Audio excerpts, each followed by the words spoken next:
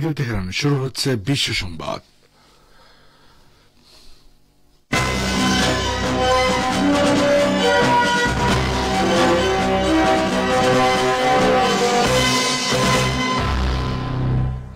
প্রথমে জানিয়ে দিচ্ছে সংবাদ শিরোনাম।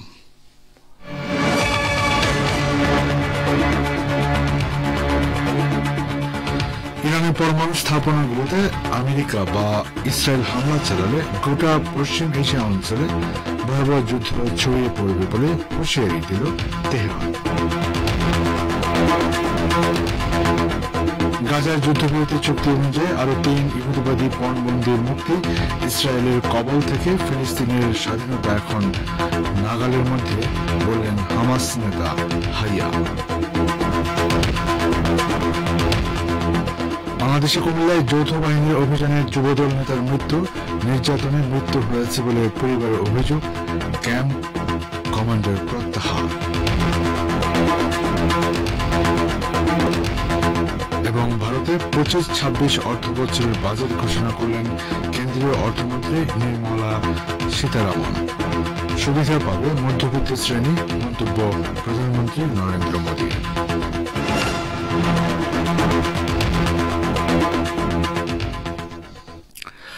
আসসালামু আলাইকুম। সংবাদ শিরোনামগুলো শুনেন, এবার বিস্তারিত পরিবেশনে আছি আমি বাবুল আখতার।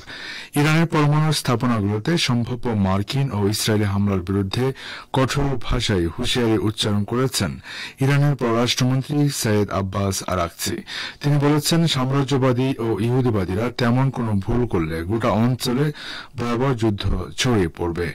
শুক্রবার কাতার সফরে গিয়ে দেশটির আল জাজিরা টিভিকে দেয়া এক সাক্ষাৎকারে তিনি এই হুঁশিয়ারি উচ্চারণ করেন। আরাকচি বলেন, আমার ধারণা ইরানের পরমাণু স্থাপনার উপর হামলা হলে গোটা অঞ্চলে বড় ধরনের যুদ্ধ ছড়িয়ে পড়বে। আঞ্চলিক কোন দেশ বা তাদের পশ্চিমা মিত্ররা সেরকম কিছু আশা করে বলে আমার মনে হয় না। ইরানের পরমাণু স্থাপনাগুলোতে হামলা চালানোর কাজে ওয়াশিংটন তেল আবিবকে সহযোগিতা করতে পারে কিনা আল জাজিরার সাংবাদিকদের এমন প্রশ্নের উত্তরে ইরানের পররাষ্ট্রমন্ত্রী বলেন, মার্কিনীরা এমন ভুল হিসাব নিকাশ করবে কিনা তা নিয়ে ঘোরতর সংশয় রয়েছে। তিনি জোর দিয়ে বলেন, এবার হামলা হলে ইরানের প্রতিক্রিয়া হবে তাৎক্ষণিক ও সিদ্ধান্তমূলক।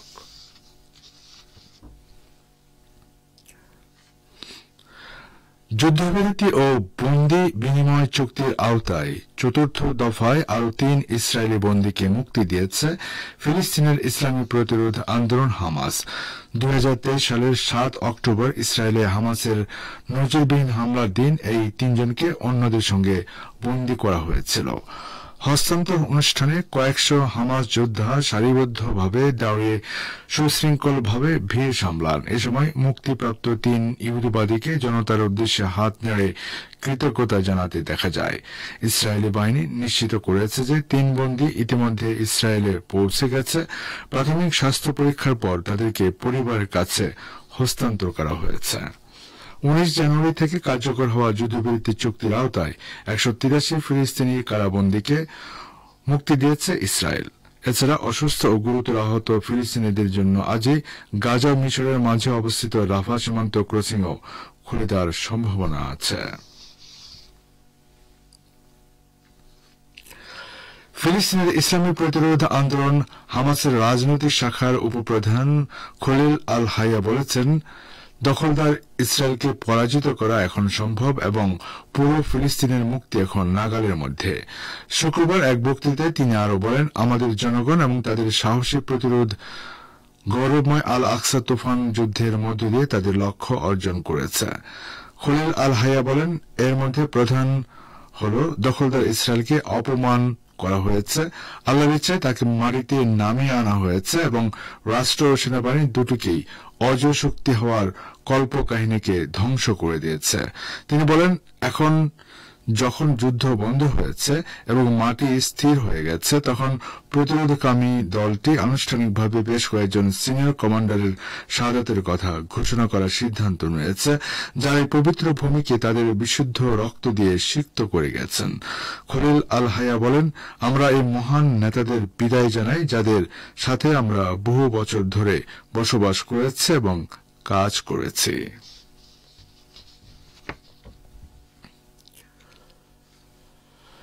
ইরানের ইসলামী বিপ্লবী গার্ড বাহিনী বা আইআরজিসি বলেছে হামাসের সামরিক বাহিনী ইজ্জাদ্দিন আল কাসাম ব্রিগেডের কমান্ডারদের রক্ত ইসরায়েল বিরোধী প্রতিরোধ সংগ্রামের ভবিষ্যৎ পথকে আলোকিত করবে।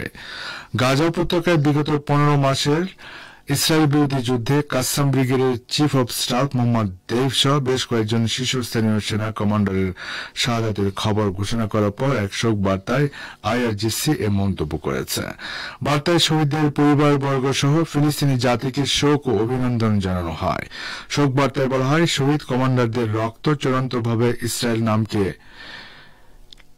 ক্যান্সার সৃষ্টিকারী টিউমারকে পশ্চিম এশিয়া অঞ্চল থেকে অপসারণ করবে। গাজায় যুদ্ধবিরতি প্রতিষ্ঠার পর হামাসের পক্ষ থেকে গোটা উপত্যকার নিয়ন্ত্রণ গ্রহণ এবং নিজেদের শক্তিমত্তা প্রদর্শনের পর সংগঠনটির সামরিক মুখপাত্র আবু ওবায়দা বৃহস্পতিবার মোহাম্মদ দেইভ সহ শীর্ষস্থানীয় বেশ কয়েকজন কমান্ডারের শাহাদাতের বিষয়টি নিশ্চিত করেন।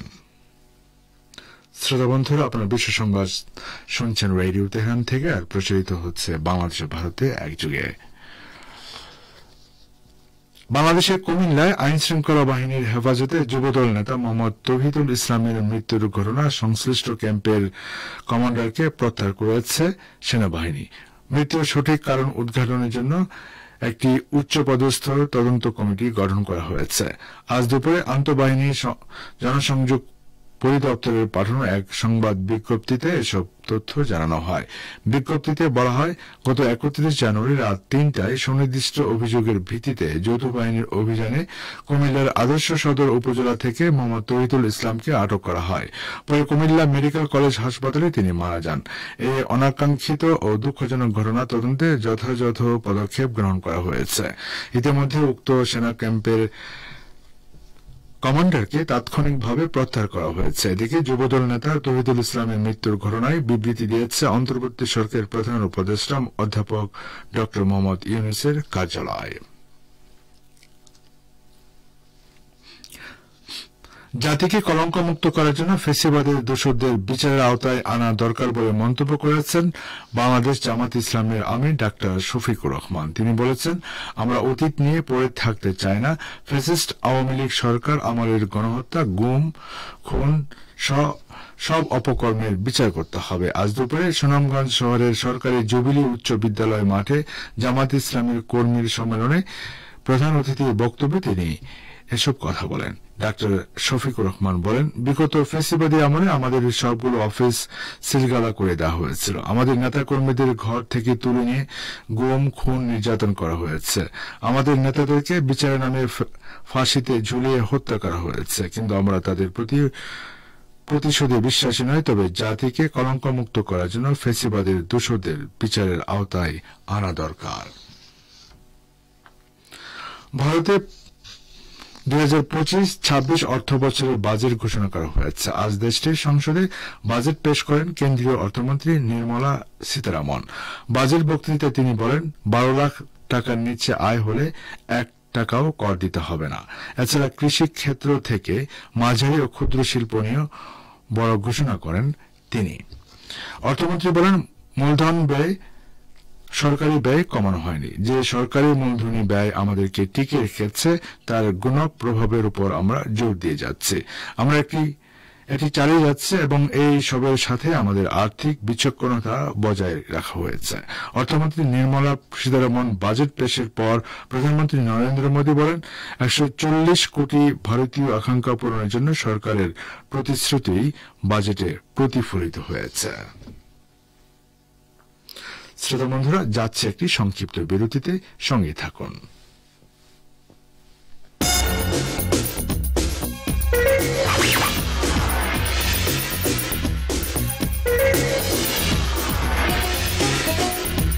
রেডিও তেহরান, খবরের সঙ্গে 24 ঘন্টা।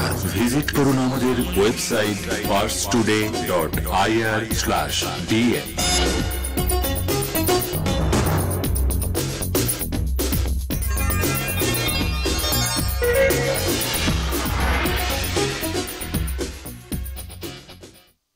আবার ফিরছি বিশ্ব সংবাদে। পাকিস্তানের দক্ষিণ পশ্চিমাঞ্চল প্রদেশ বেলুচিস্তানে গত 24 ঘন্টায় আলাদা সংঘর্ষে 18 সেনা ও 23 সন্ত্রাসী নিহত হয়েছে। পাকিস্তানের আন্তঃবাহিনী জনসংযোগ পরিদপ্তর ISPR জানিয়েছে শুক্রবার হারনাই জেলায় এক অভিযানে 11 সন্ত্রাসী এবং কালাত জেলায় রাতভর সংঘর্ষে 12 জন নিহত হয়েছে। ISPR এর বিজ্ঞপ্তিতে বলা হয়, শুক্রবারের দিবাগত রাতে কালাত জেলার মাঙ্গোচের এলাকায় সশস্ত্র সন্ত্রাসীরা রাস্তায় ব্যারিকেড দেওয়ার চেষ্টা করে। এই সময় সেনা সদস্যদের একটি দল তাদের বাধা দিলে সন্ত্রাসীদের হামলায় গাড়িতে থাকা 17 জন এবং তাদের বাঁচাতে যাওয়া আরেক সেনা প্রাণ হারান। এ সময় 3 সেনা আহত হয়েছেন। ISPR জানিয়েছে, রাতে হারনাই জেলায় একটি অভিযান পরিচালিত হয়েছে, যেখানে সেনাবাহিনী 11 জন সন্ত্রাসীকে হত্যা করেছে। একাধিক সন্ত্রাসী আস্তানাও ধ্বংস করা হয়েছে। ইসলামী প্রজাতন্ত্র ইরানের পক্ষে গোয়েন্দা বৃত্তির জন্য ইহুদিবাদী ইসরায়েলের 2 রিজার্ভ সেনাকে অভিযুক্ত করা হয়েছে। এর মধ্যে একজন ইসরায়েলের ক্ষেপণাস্ত্র প্রতিরক্ষা ব্যবস্থা আয়রন ডোম ইউনিটের সাথে কাজ করত। বলা হচ্ছে, এই 2 রিজার্ভ, যাদের দুজনের বয়স 21 বছর, তারা বিদেশি এজেন্টের সাথে যোগাযোগের মাধ্যমে রাষ্ট্রীয় গোপন নথি হস্তান্তর করত এবং যুদ্ধের সময় শত্রুদের সহযোগিতা করেছে। এক বিবৃতিতে বলা হয়েছে, রাষ্ট্রীয় কৌশলীরা শুক্রবার হাইফার একটি আদালতে 2 রিজার্ভ সেনার বিরুদ্ধে আর্থিক ক্ষতিপূরণের বিনিময়ে ইরানের পক্ষে গুপ্তচর বৃত্তির অভিযোগ দায়ের করেছেন। আসামি ইউরি ইয়ারুপ, জর্জি আন্দ্রেভ হাইফা শহরতলির কিরিয়াত ইজামের বাসিন্দা। তাদের বিরুদ্ধে গুরুতর অপরাধের অভিযোগ আনা হয়েছে। গাজায় গণহত্যার বিরুদ্ধে প্রতিবাদে অংশ নেওয়া আন্তর্জাতিক শিক্ষার্থীদের ভিসা বাতিল করে দেশ ছাড়া করতে একটি নির্ভয় আদেশে সই করেছেন নতুন মার্কিন প্রেসিডেন্ট ডোনাল্ড ট্রাম্প। এই আদেশে ইসলাম ভীতি ছড়ানোর মূলক নানা বাক্য রয়েছে। এর মধ্য দিয়ে সরাসরি মুসলিম স্বার্থের বিরুদ্ধে পদক্ষেপ নিলেন ট্রাম্প। গণহত্যার বিরুদ্ধে প্রতিবাদকে সন্ত্রাসী তৎপরতার সঙ্গে গুলিয়ে ফেলা হয়েছে এই আদেশে। মার্কিন বিচার বিভাগকে উদ্দেশ্য করে আদেশ দেওয়া হয়েছে। গাজায় গণহত্যা শুরু হওয়ার পর গত বছর ইসরায়েলের গণহত্যা বিরোধী আন্দোলনে সামিল হয়েছিল যুক্তরাষ্ট্রের বিশ্ববিদ্যালয়গুলো। গত বছর নির্বাচনের আগে ট্রাম্প বেশ কয়েকবার ফিলিস্তিনপন্থী আন্তর্জাতিক শিক্ষার্থীদের দেশ থেকে বের করে দেওয়ার প্রতিশ্রুতি দিয়েছিলেন। শ্রোতা বন্ধুরা, আর এর সঙ্গে শেষ করছি রেডিও তেহরান থেকে বিশ্ব সংবাদ। সঙ্গে থাকার জন্য অনেক অনেক ধন্যবাদ।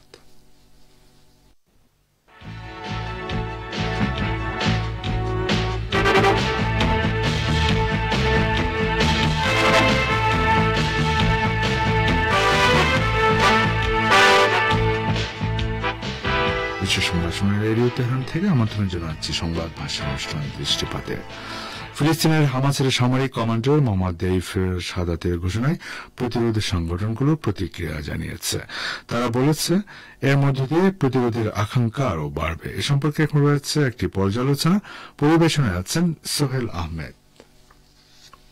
ফিলিস্তিনের ইসলামী প্রতিরোধ আন্দোলন হামাসের প্রধান সামরিক কমান্ডার মোহাম্মদ দেইফ শাকু কয়েকজন গুরুত্বপূর্ণ সামরিক কমান্ডারের শাহাদাতের কথা ঘোষণা করার পরই এ বিষয়ে বেশ প্রতিক্রিয়া হয়েছে। ফিলিস্তিনি দলগুলো ঘোষণা করেছে তাদের প্রতিরোধ যুদ্ধ অব্যাহত থাকবে। প্যালেস্টাইন লিবারেশন পপুলার ফ্রন্ট এক বিবৃতিতে হামাসের প্রধান সামরিক কমান্ডার মোহাম্মদ দেইফ শাকু কয়েকজন গুরুত্বপূর্ণ সামরিক কমান্ডারের শাহাদাতের ঘটনায় অভিনন্দন ও শুভেচ্ছা জানিয়েছে।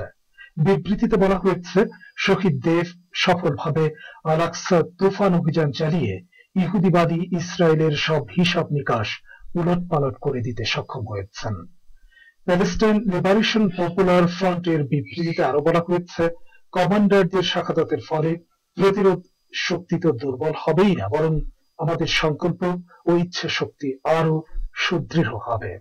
এই ফ্রন্টের সামরিক শাখা শহীদ আবু আলী মোস্তফা ব্রিগেডস, আল কাসাম ব্রিগেডের প্রধান এবং আল আকসা তুফান অভিযানের পরিকল্পনাকারী মোহাম্মদ দেইফের শাহাদাতের ঘটনায় শোক প্রকাশ করে বিবৃতি দিয়েছে। তারা বলেছে, দেইফ এবং তার সহযোদ্ধাদের শাহাদাতের ঘটনা প্রতিরোধ সংগ্রাম অব্যাহত রাখার পাশাপাশি শেষ রক্ত বিন্দু দিয়ে হলেও ইহুদিবাদী ইসরায়েলকে পুরোপুরি ধ্বংস করে ফিলিস্তিনি ভূখণ্ড মুক্ত করা, ফিলিস্তিনিদের অধিকার পুনরুদ্ধার করা এবং লেবানন ও সিরিয়ার ভূখণ্ড পুনরুদ্ধারে প্রেরণাদায়ক হয়ে থাকবে। আল আকসা শহীদ ব্রিগেডস এক বিবৃতিতে ফিলিস্তিনি জাতি এবং শহীদদের পরিবারের প্রতি সমবেদনা জানিয়ে বলেছে, বীর কমান্ডারদের শাহাদাত তাদেরকে চূড়ান্ত বিজয়ে না আসা পর্যন্ত ইসরায়েল বিরোধী সংগ্রাম এবং জাতীয় ঐক্যের পথ অব্যাহত রাখার পাশাপাশি বাইতুল মুকাদ্দাসকে রাজধানী করে একটি স্বাধীন ফিলিস্তিনি রাষ্ট্র প্রতিষ্ঠার সংগ্রামে অনুপ্রাণিত করবে।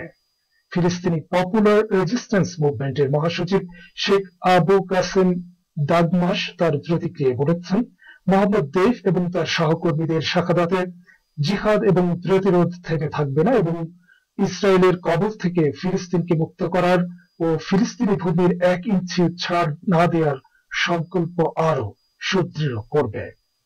ইসলামী জিহাদ মুভমেন্ট পার্টিও এক বিবৃতিতে বলেছে যে মোহাম্মদ দেইফ এবং তার সঙ্গীরা সাহস, ত্যাগ ও নিষ্ঠার জীবন্ত উদাহরণ এবং দখলদারেরা ফিলিস্তিনি জনগণের ত্রাণ প্রিয় নেতাদের শহীদ করে তাদের প্রতিরোধের চেতনা থেকে দূরে সরিয়ে রাখতে পারবে না। ফিলিস্তিনের ইসলামী জিহাদ আন্দোলনের উপমহাসচিব জোর দিয়ে বলেছেন যে প্রতিরোধ শক্তির কাছ থেকে ছাড় আদায় করার দিন শেষ হয়ে গেছে এবং হামাসের মহান নেতাদের শাহাদাত মানে প্রতিরোধের সমাপ্তি নয়।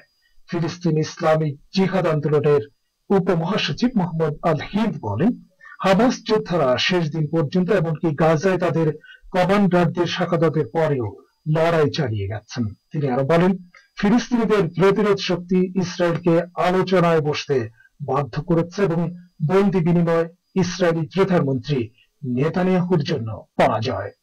ওদিকে ইয়েমেনের আনসারুল্লাহ আন্দোলন মোহাম্মদ দেইফের শাহাদাতের ঘোষণায় শোক প্রকাশ করে বলেছে, ফিলিস্তিনি কমান্ডার এই ভূমির স্বাধীনতার জন্য নিজের জীবন উৎসর্গ করেছেন।